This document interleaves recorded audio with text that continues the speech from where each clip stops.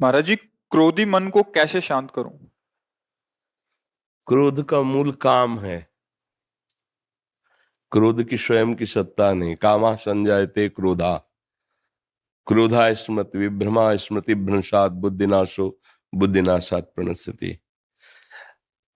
पहली बात तो ये कि आजकल अपने लोग ऐसे आचरण करते हैं जिससे हमारी क्षमता शारीरिक और बौद्धिक दोनों नष्ट हो रही। खान पान और ब्रह्मचर्यहीनता, जो दृष्टि में ही नहीं देखा जा रहा, उस पर सुधार ही नहीं किया जा सकता। क्योंकि छोटे छोटे बच्चों के पास मोबाइल है, छोटे छोटे बच्चे गंदी हरकतें करके अपने को नष्ट कर रहे हैं। अब कैसे, जब नींव ही खराब है तो हम महल की बात कैसे कर सकते हैं कि बहुत बढ़िया बिल्डिंग बन सकती है?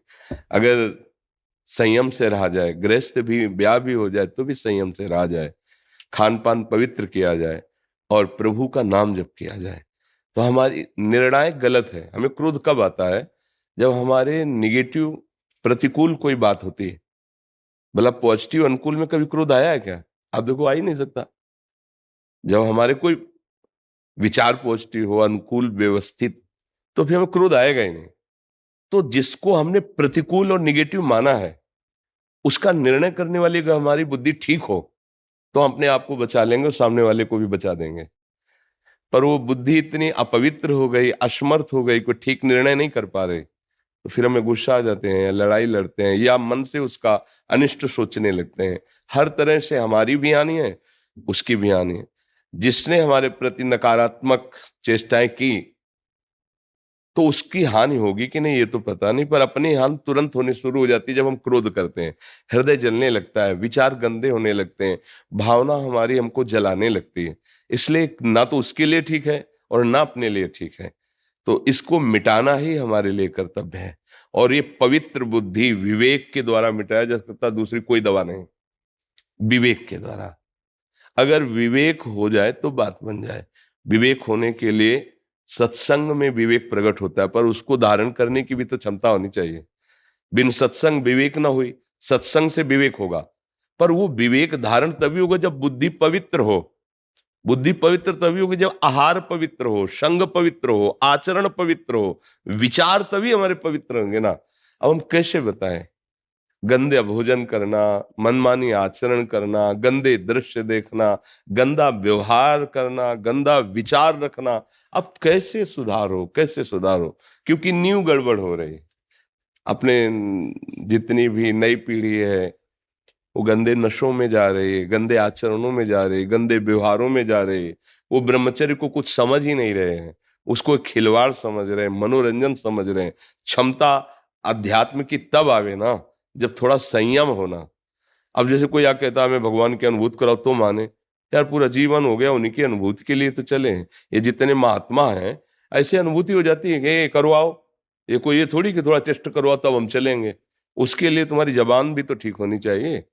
जैसे किसी को वो पीत जो अंदर बनता है बढ़ जाए, पित्त, और उसको मिश्री खाओ तो कड़वी लगेगी, क्योंकि उसकी जबान खराब है।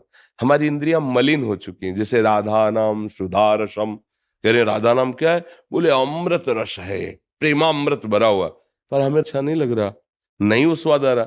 जबान खराब है, हमारी रसेंद्री खराब हो चुकी है, हमारी वाकेंद्री दूषित हो चुकी है। राधा बोलते ही एक अलौकिकता है कि हृदय में एकदम रोमांच होने ज्यादा, तो फिर अश्रु गिरने लगे, विवश प्रेम विवशता आ जाएगी। जब भरत जी चित्रकूट जा रहे हैं और सियाराम कह के लंबी सांस लेते हैं, पूरा चित्रकूट प्रेम में हो जाता है। महाप्रभु चैतन्य देव, हे प्राणनाथ कृष्ण, जाओ वायुमंडल पूरा कृष्णमय हो जाता। नाम का देखो वो प्रभाव, और एक नाम का कि हमें बिल्कुल अच्छा नहीं लगता, हमारा हृदय द्रवित नहीं होता। तो नाम तो वही है, पर हमारा हृदय बहुत मलिन हो चुका है, इसको ठीक करना होगा। तो थोड़ा ब्रह्मचर्य पर ध्यान दो, आहार शुद्ध रखो, गंदे लोगों का संग न करो और नाम जप करो। तो आपकी बुद्धि में विवेक आने लगेगा, क्षमता आने लगेगी उसको काटने की।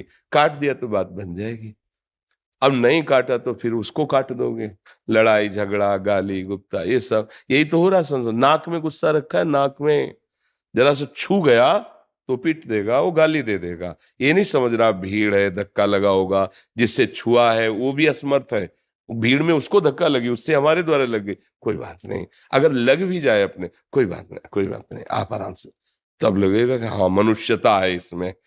तो अपने को आगे बढ़ना है तो आहार ठीक करो, कोई ऐसे गंदे पदार्थ नशे वाले मत लो।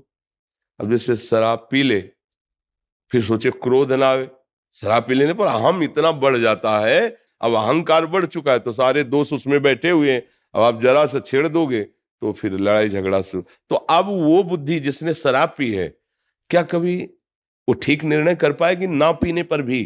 क्योंकि मलिन तो हो गई ना। अब जो मांस खाई हुई हिंसक वृत्ति प्रकट करने वाला भोजन है, भले आपने हिंसा नहीं की, लेकिन उसकी हिंसा हुई है, उसमें आप सहयोगी हैं क्योंकि आप खा रहे हैं, तो आपकी बुद्धि क्या करेगी? हिंसक बनेगी, उसमें क्रूरता आएगी, निर्दयता आएगी। आप गंदे आचरण कर रहे हैं, व्यभिचार आदि दोष, आपकी बुद्धि एकदम घृणित मलिन हो जाएगी। अब उस बुद्धि में विवेक उत्पन्न हो, निर्णय करने लायक बने, तो बड़ा असंभव सा दिखाई देता है आज के वायुमंडल में, वातावरण में। पर आप अहोभाग्य है, धन्य भाग है आपका कि आप इस अवस्था में भी अपनी बुद्धि को क्रोध रहित करना चाहते हैं।